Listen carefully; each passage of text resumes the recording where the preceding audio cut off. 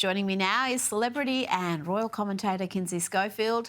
Kinsey, let's start with the Keith Urban Nicole Kidman split, and footage has surfaced of a concert where Keith Urban performed just a few days before the split was announced, where he changed the lyrics to a song he had written for Nicole and instead referenced his guitarist, a 25-year-old woman called Maggie Bow, and who was on stage with him. Have a listen.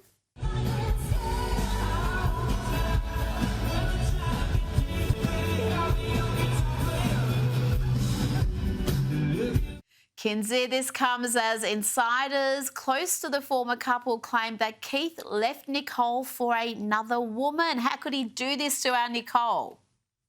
Oh my gosh, I know. I love this couple. I was devastated by this news. But you're right. Sources close to Nicole suggest that he's already moved on with another woman, a claim that she and her camp do not dispute. Keith has rented a new home in Nashville, and you saw his PR work quickly leaking the narrative that Nicole's work ethic, among other things, this is a family show. We won't go there here. Were the problem. I mean, when is she not working? And then someone with Team Kidman swooped in and said, not so fast. There have been rumors of infidelity throughout his marriage, particularly around their wedding. Plus, he's a rock star. I mean, should we be so shocked?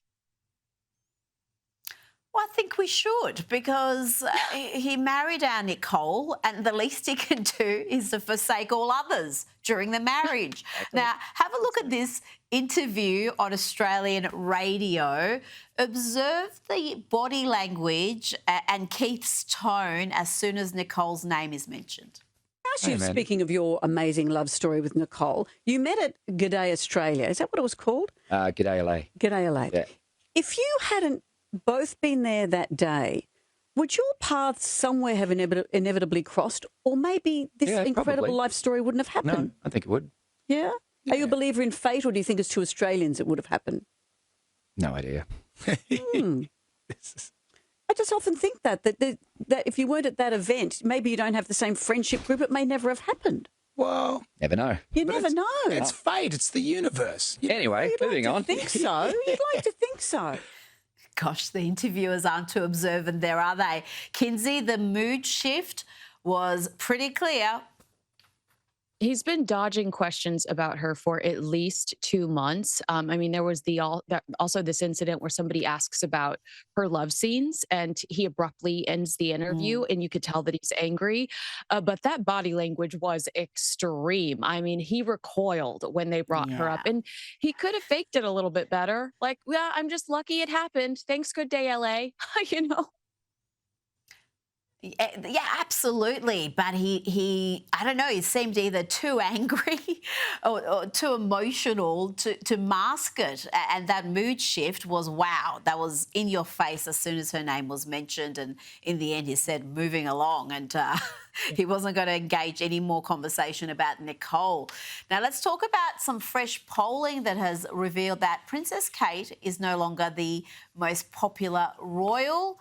That honour now belongs to her husband, Prince William, instead. Kinsey, I'm shocked by this. How reliable is this poll? My favourite royal remains unchanged. It's this little dude, Louis. He should be king. But how is Kate not the most popular royal? She's more beloved now than ever, I would have thought. Well, let's just all be Team Wales. I mean, I'm not surprised by this. Support for Prince William in the States crosses political divides. Polls from 2023 and early 2025 show William is more popular with Americans than our most popular political figures. And a YouGov poll from the Times of London conducted in early 2025 indicated that Prince William is the most popular living royal in the U.S. with 63%, positive reaction. So we just love him. He's a handsome guy. He reminds us. I also think it helps that his brother is a terror, right? We're just like, oh, thank God there's a good son.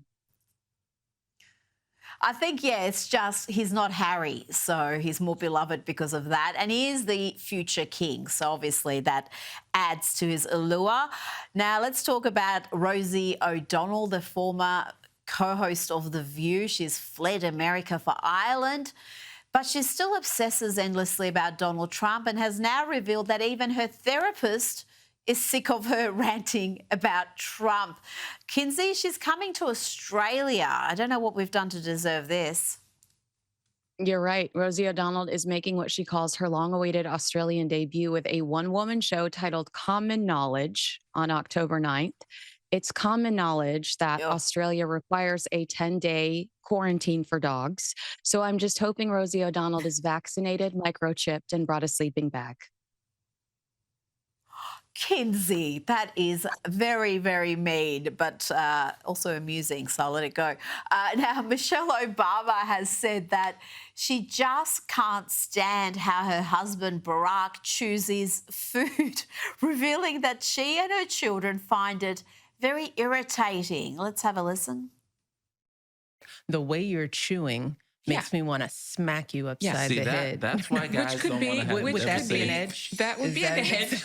And that would be really interesting. You could like open something up there in a big way. Why does your chewing annoy me so much? Right. Look, I'm just shocked this podcast is still happening because no one's listening to it. But everything she seems to say about Barack and their marriage is negative, Kinsey. What's going on? I know nothing is edifying about this podcast or the way she talks about her husband. And in London last week, Barack admitted to digging himself out of a hole with his wife following their time in the White House. He claimed, "Now I'm about ground level." And don't forget, back in April, he told Hamilton College that he was in a deep deficit with his wife and said he was trying to dig himself out by doing occasionally fun things. Maybe they need to see Rosie O'Donnell's therapist. We're tired of hearing about it, though. Like, guys, get it together. Well, yeah, Michelle seems to be using her podcast as just a big therapy session because we've heard about all her issues with Barack. I wonder what he did to be in this deficit with her. That's actually got me half interested. Now, Jimmy Kimmel's ratings have dramatically nosedived since that return. There was obviously a bit of a curiosity factor with that return. He's now lost 73% of his viewership in the coveted demographic of adults aged 25 to 54. Kinsey, can't say I'm terribly shocked by this. Well, and he's still obsessed with Donald Trump. This week, he took to Instagram to share a behind-the-scenes picture from a taping of his show, and he's joined by fellow late-night hosts Stephen Colbert and Seth Meyers. And he captions this post, "Hi, Donald." I mean, some commented on the image that it looked like an unemployment line. All I see is an ad for erectile dysfunction. There are three blokes there who are supposed to be comics who've got late night programs to provide laughs, and between the three of them, you'd be lucky to get a single laugh. And they've got teams of writers, but they've become so obsessed with their political posturing that comedy has taken a back seat.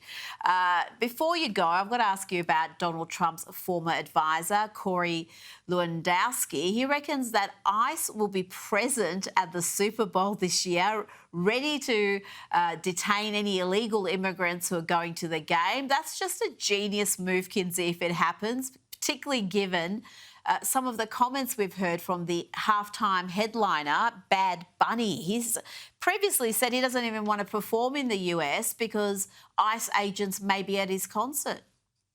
Yeah, so it was a 2025 interview with ID Magazine. He said that there were many reasons why he didn't tour in the US, but one of them was fear, like ICE could be outside my concert. Well, congratulations. They will be now. I mean, you know, be careful what you wish for, Bad Bunny, Kardashian, because that's the only reason why I know of you, because you were with Kendall. He was with Kendall. I thought he was with Kylie. This is how little I know about him. It is such a bizarre choice for the NFL to be picking this character who the audience really, most of them would have no idea who he is. He's highly political. He's made these ridiculous comments recently. In fact, he has said that he wasn't going to perform in mainland USA anymore. And now he's performing at the Super Bowl. Tell me about this choice. Is there a way they can reverse out of it? Because I've heard nothing but negative responses to it. I think sometimes the NFL likes these controversies because it generates. I mean, it's the same with Taylor Swift. Like, even though NFL fans are so sick and tired of seeing her, the NFL loves, I think they're under the impression that all press is good press.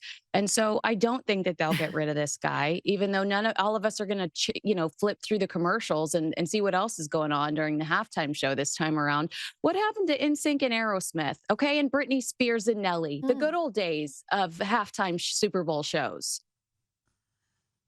Absolutely. The superstars, the household names. And when you're talking about the NFL audience, sporting audience, at the moment, country music is having such a golden run. I mean, why not have the biggest names from country music, Morgan Wallen? And I think that would just absolutely be a winner. But no, they've gone with Bad Bunny, and I can almost guarantee we're going to have some political posturing, some sort of statement made about deportations or Donald Trump or something else that no one wants to hear. Kinsey Schofield, thank you so much for your time.